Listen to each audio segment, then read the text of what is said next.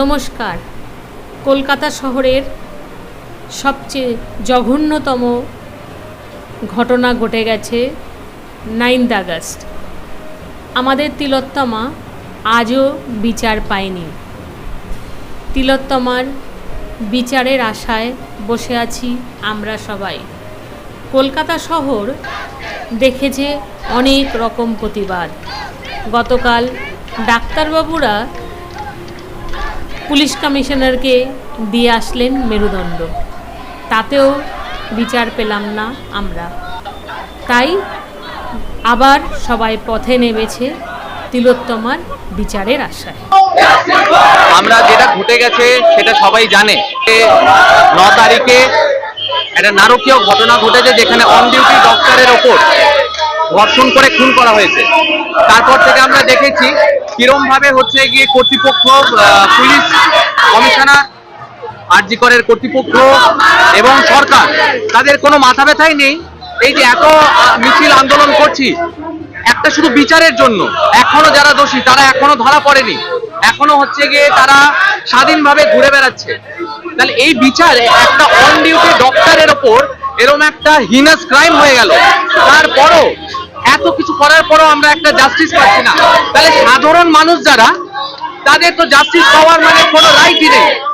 আমাদের এটাই ডিমান্ড, যেটা আমরা হচ্ছে ওয়েস্ট বেঙ্গল জুনিয়র ডক্টর ফ্রন্টের তরফ থেকে আর হচ্ছে গিয়ে আমরা ইএসআই মেডিকেল কলেজের জুনিয়র ডক্টররা আজকে এই মিছিলটা বার করেছি, নাগরিক মিছিল, যেখানে আমরা এই ডিমান্ড নিয়ে বার করেছি যে আমাদের জাস্টিস পেতে হবে, আমাদের জাস্টিস চাই।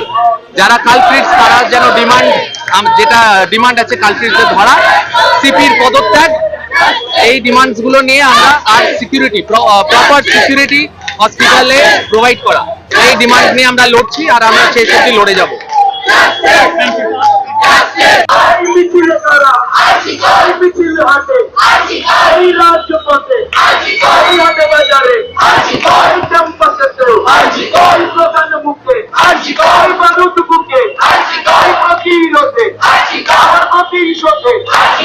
সংগ্রামেতে ব্যারিকেডে রাজপথে হচ্ছে কারা, লড়তে জানে, লড়তে জানে, এই আমরা কারা, এই মা বোনেরাও এই সব ক্যাম্পাসে, এই ক্যান্টিনেতে, এই ক্লাসরুমে, এই থেকে থেকে এই আমরা কারা, এই লড়ছি কারা, এই লড়তে কারা, এই আমরা কারা, এই লড়ছে কারা, এই লড়াই লড়াই লড়াই চাই,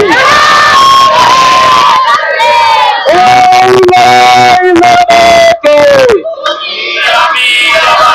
এই লড়াই লড়াই লড়াই চাই।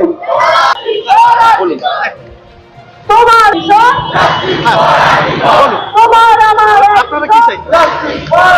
পরিষ্কার ওয়েস্ট বেঙ্গল জুনিয়র ডক্টর ফ্রন্টের 5 দফা দাবি, যার মধ্যে 1 নম্বর দাবি অবিলম্বে তিলোত্তমার দোষীদের, তিলোত্তমারই হত্যাকাণ্ডের সঙ্গে যুক্ত ব্যক্তিদের চিহ্নিত করতে হবে এবং অবিলম্বে শাস্তি দিতে হবে। 1 নম্বর দাবি এটা।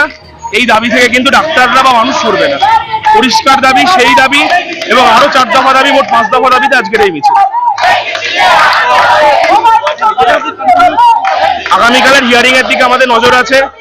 আজকে সমস্ত বাংলার মেডিকেল কলেজের ডাক্তারবাবুরা মিটিং করবে, সেখান থেকে পরের কার্যক্রম জানিয়ে দেওয়া হবে।